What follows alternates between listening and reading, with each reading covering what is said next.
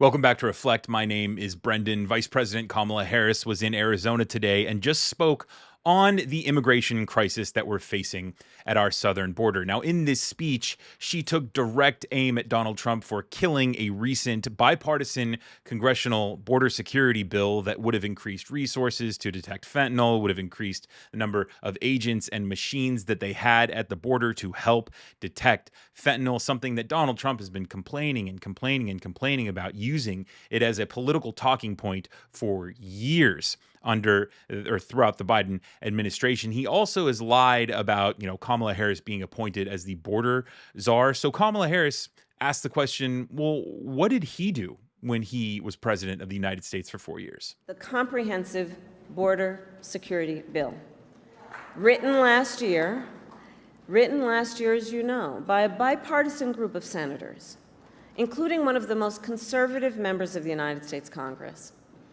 That bill would have hired 1,500 more border agents and officers. It would have paid for 100 inspection machines to detect fentanyl that is killing tens of thousands of Americans every year. It would have allowed us to more quickly and effectively remove those who come here illegally, and it would have increased the number of immigration judges and asylum officers. It was the strongest border security bill we have seen in decades. It was endorsed by the Border Patrol Union, and it should be in effect today, producing results in real time right now for our country.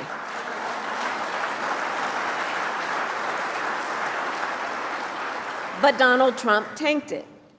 He picked up the phone and called some friends in Congress and said, stop the bill. Because, you see, he prefers to run on a problem instead of fixing a problem. And the American people deserve a president who cares more about border security than playing political games and their personal political future.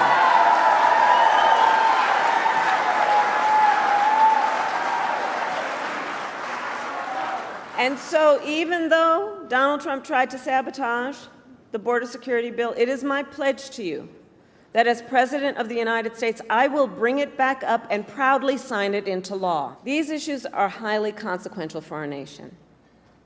And the contrast in this election is clear. It is a choice between common sense solutions and the same old political games. In the 4 years that Donald Trump was president, he did nothing to fix our broken immigration system. He did not solve the shortage of immigration judges. He did not solve the shortage of border agents. He did not create lawful pathways into our nation. He did nothing to address an outdated asylum system and did not work with other governments in our hemisphere to deal with what clearly is also a regional challenge. As overdoses went up during his presidency, he fought to slash funding for the fight against fentanyl. And what did he do instead? Well, let's talk about that. He separated families. He ripped toddlers out of their mothers' arms, put children in cages, and tried to end protections for dreamers. He made the challenges at the border worse. And he is still fanning the flames of fear and division.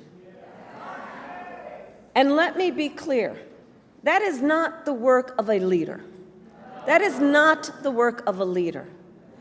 And that is, in fact, I think we all believe, an abdication of leadership.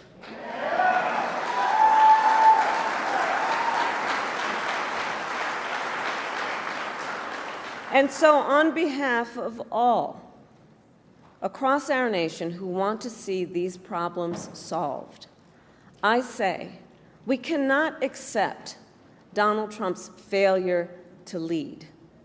We should not permit scapegoating. instead of solutions.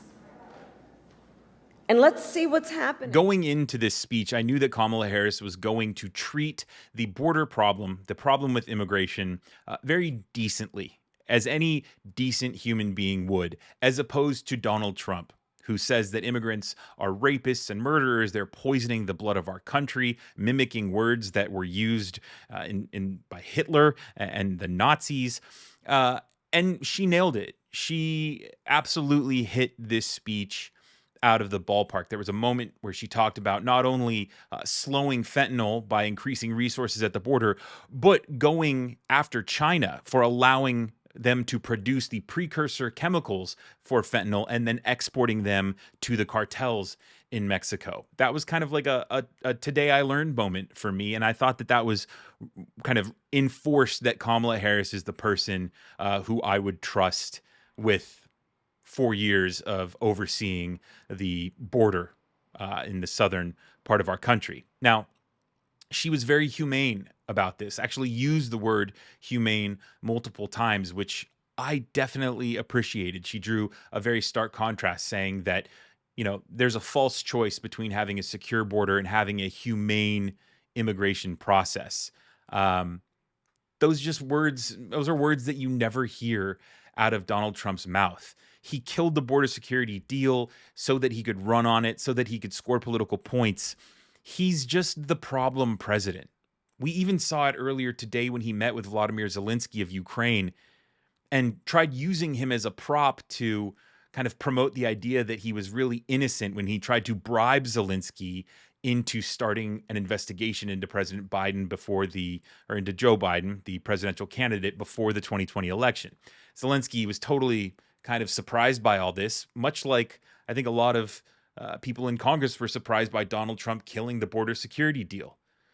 Zelensky, the impeachment is another problem that Donald Trump has. And when he faces the consequences of his actions, he just digs himself deeper by just lying, whether that's about the phone call with Zelensky or about the border security and the influx of immigrants at the border, or the levels of fentanyl or the levels of overdoses in the country, which Kamala Harris pointed out today that were on the rise during the Trump years. So, Donald Trump is really the problem president here.